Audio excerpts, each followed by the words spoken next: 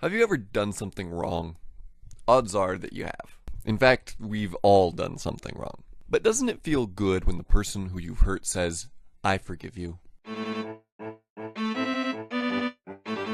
Sin is serious. When we do anything that isn't part of God's plan, it's sin. But the amazing Jesus wants us to know that sin isn't the end of everything. We're going to talk about a time in the book of Luke where Jesus forgave a woman's sins. Jesus was invited by one of the Pharisees to go eat at his house. So he went and was reclining at the table when a woman from the town who was a sinner decided to show up. She came with a jar of oil and began to wash his feet with her tears. Yep, the ones from her eyes. She wiped his feet with her hair, kissed them, and anointed them with the oil from the jar. The Pharisee was less than impressed. He thought to himself, if this man were really a prophet, he'd know that this woman was a sinner. Jesus looked to the Pharisee and said, "I have something to say to you." "Teacher, say it." "A creditor has two debtors. One owed 500 silver coins, and the other 50. Since they could not pay it back, he graciously forgave them both. So, which of them will love him more? I suppose the one he forgave more. You have judged correctly.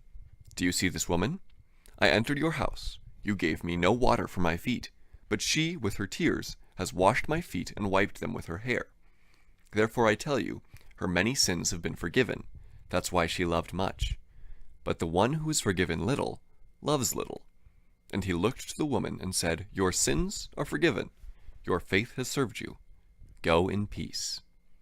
So, in summary, Jesus was eating at a religious leader's house. A sinful woman showed up who was sorry for her sins, and she washed Jesus' feet with her tears. The Pharisees thought to themselves, if Jesus was really a prophet, he would know that this woman was a sinner. And Jesus said, if somebody forgave a $500 debt and a $50 debt, who would be more grateful? Since she has been forgiven much, she is very grateful. And then he forgave her sins. It says in Isaiah 43:25, "I alone am the one who is going to wipe away your rebellious actions for my own sake. I will not remember your sins anymore." When God forgives you, he forgives you of that sin forever. Sin is a big deal. It's something that's not in God's plan. But God can wipe it all away when he forgives you. And he does forgive you. So go out confident in the knowledge that you are forgiven.